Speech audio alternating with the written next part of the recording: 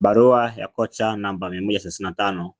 Sifa moja muhimu sana ambayo watu wengi wanaikosa, na kama wangeanza kuitumia maisha yao yangebadilika sana. Rafiki yangu mpendwa,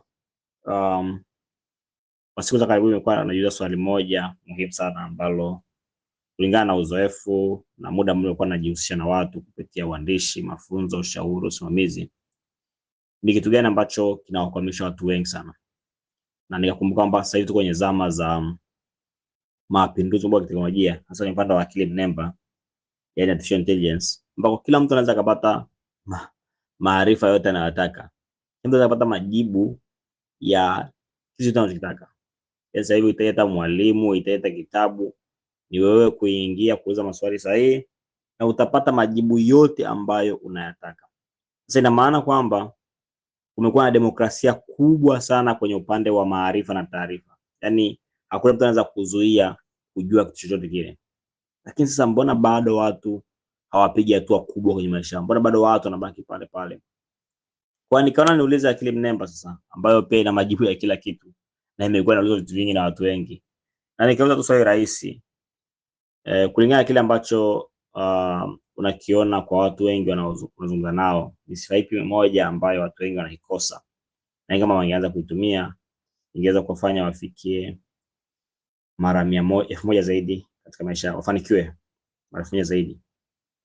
Na kama ilivyo sifa ya akili mnemba, ilijibu tu moja kwa moja.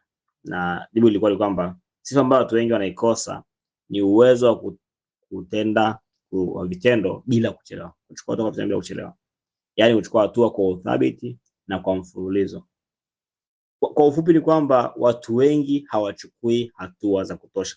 Enough volume. Yaani hatua zinazochukuliwa na watu wengi sio kwa kiwango cha kutosha.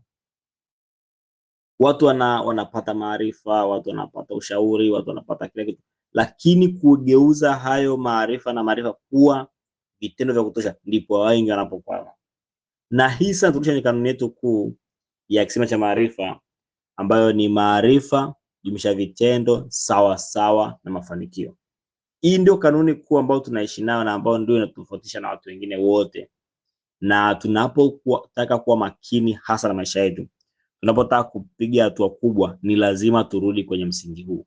Kwanza tupate maarifa, lakini hayo maarifa tuwe kwenye vitendo, na ndipo tutapata mafanikio makubwa. Sasa chambua kwa haraka, na kwenye barua nimeeleza kwa kina zaidi. Mtu anapopata maarifa tu asichukue hatua, asiweke kwenye vitendo, maana yake anabaki vile vile, hakuna ambacho kinatokea. Lakini mtu ambaye atachukua vitendo peke yake, yani akachukua hatua bila kuwa na maarifa, atafanya makosa mengi ambayo yanamkwamisha. Ni pale vitu hivi vinapoungana, maarifa na vitendo, ndio mafanikio yanapatikana.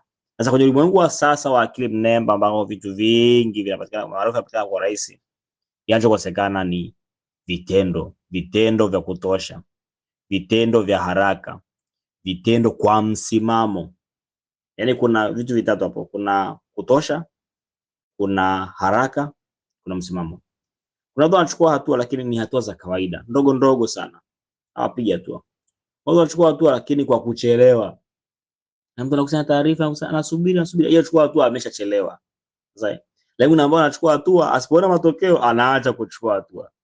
Wakati hatua ilete matokeo hizi kwa msimamo, kwa muda mrefu, kwa kurudia bila kuchoka, ndio matokeo yaweze kupatikana. Kwa hiyo ambalo nakusisitiza rafiki yangu, na kwenye barua hii nataka usome uelewe, ni mzunguko ambao unapaswa kuupitia kwa ukubwa sana. Mzunguko ni kwamba unapata maarifa, alafu unaweka kwenye vitendo, unachukua hatua. Alafu hatua unazochukua zitakupa majibu ambao ni ya uhalisia, sio nadharia tena. Unachukua hatua utapata majibu, utayapata. Sasa yale majibu utafanya maboresho au marekebisho fulani, kwa sababu unaona sio kilichokuwa nakitaka. Alafu unachukua tena hatua kwenye yale maboresho ambayo umefanya. Huo ndio mzunguko maisha yako yote. Biashara ina wateja, wanasema ngoja nichukue hatua, bali nitamfanya matangazo au nifanyie utembeleaji au nipige simu zaidi. Alafu unafanya matangazo, unapata wateja, lakini unaona wateja unapata sio bora au sio kama alivyokuwa nataka. Unaboresha yale matangazo unayofanya. Alafu unachukua tena hatua kwenye maboresho uliyofanya. Hivyo ndivyo ambavyo unazunguka, ndivyo mafanikio yanajengwa. Hakuna wakati ambapo utasema nimeshafanya ya kutosha. Hakuna utasema kwamba nimeshajua vya kutosha. ni kila wakati kupata maarifa, kuweka kwenye vitendo, alafu kutathmini, kuboresha, kupata maarifa zaidi, kuweka vitendo zaidi, kutathmini. Mzunguko huo ndio unakupa mafanikio makubwa kuliko unavyoweza kudhani. Nenda kwenye Tanzania Skills Academy, ingia kwenye jarida la barua za kocha, kasome barua namba 135 ili uweze kujifunza kwa kina na uchukue hatua sahihi za mafanikio. Asante na ukawa na siku bora kabisa leo.